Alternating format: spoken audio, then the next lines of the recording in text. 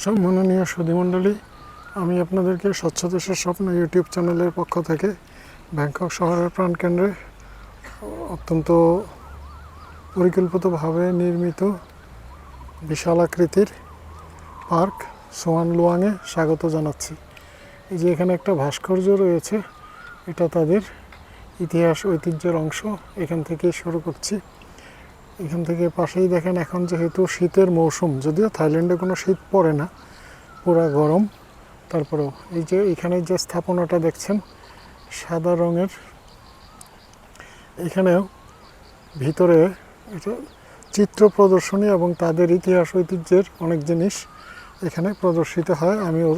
এর আগে আমি গিয়ে যাওয়ার সুযোগ হয়েছিল, তবে এখন এটা বন্ধ আছে, যে টিন দিয়ে বেড়া দেওয়া আছে, ভিতরে সংস্কার কাজ চলছে, যার জন্য এখানে ভিতরে যাওয়া যায় না।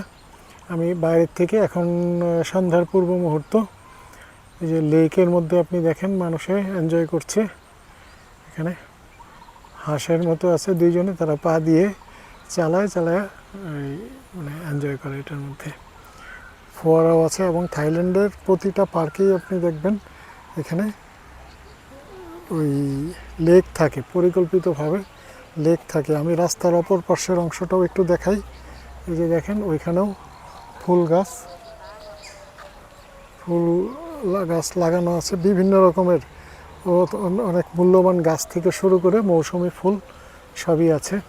আর একটু কাছে গিয়ে কিছু ফুল গাছের অংশ দেখাই। এখানে যে বিভিন্ন ধরনের ফুল তারা লাগিয়ে রেখেছে, যাতে মানে দর্শনার্থী যারা আসে তাদের মন ভালো থাকে, তাদের ভালো লাগে।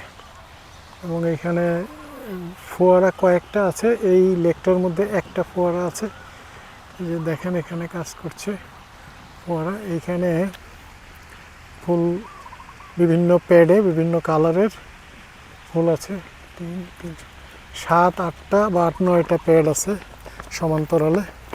এবং এইখানে আমি একটু আগে দেখছিলাম যে যারা কর্মী কয়েকজন বসে বসে এখানে কাজ করছে, তারা দেখলাম যে ফুলগুলি উঠাচ্ছে, মানে তুলে ফেলছে। কেন তুলে ফেলছে আমি জানি না, ঠিক বুঝতে পারলাম না, তাদেরকে কাছ থেকে জানতে পারলাম না। তারা ফুলগুলি তুলে ফেলছে। এই যে একটা প্যাড, এরা 5 জন কাজ করছে, একটা প্যাড প্রায় তুলে ফেলেছে। এখন বাকিগুলো তুলে ফেলবে কিনা বা কেন তুলেছে তারাই জানে। ওইখানে বিভিন্ন জায়গায় জমা রেখেছে ফুলগুলি।